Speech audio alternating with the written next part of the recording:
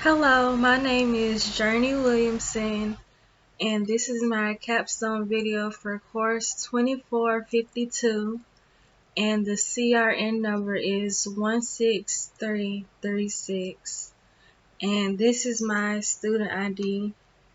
It's backwards, but it still says Journey Williamson. Okay, so the two concepts that were difficult for me were the collision and broadcast domains.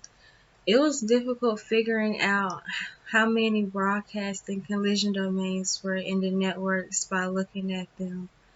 I would have to look up more information to figure out how to tell the difference. I'm still working on that.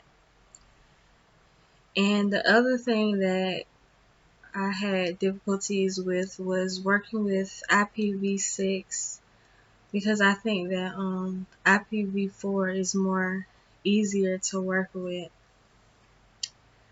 So the three concepts that I enjoyed from this course were basic device configuration from chapter 1, working with VLANs in chapter 3, and working on the packet tracers.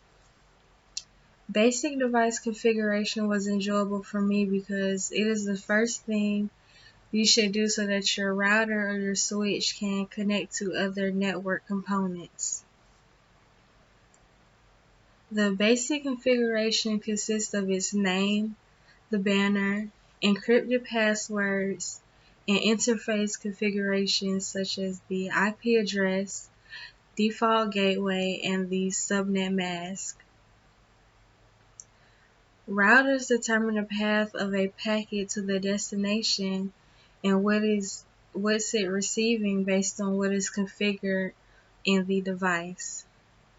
Device configuration in a professional setting is important because it helps keep track of the connected devices and it keeps information up to date in computer companies.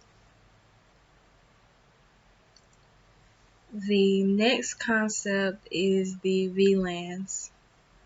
VLANs were enjoyable for me because I learned about how they provide a level of security, they improve network performance, and it limits the size of the broadcast domains.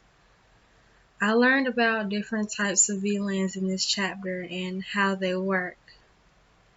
In my previous class, we only learned about the default VLAN. I learned that you can add a router to two different VLANs so they can communicate with each other, and it is called trunking. I learned about different types of layers and switches to use when working on the packet tracers. VLANs are important to companies because they help reduce IT costs, provide easier management, and they help organize larger networks into smaller segments. The last concept that I enjoyed in this course was working with the packet tracers. I think that it's a good tool for beginners like me who want to be able to learn how to work with Cisco devices, but they either don't have the actual products or they just want to mess around with the simulation tool to see what they can do.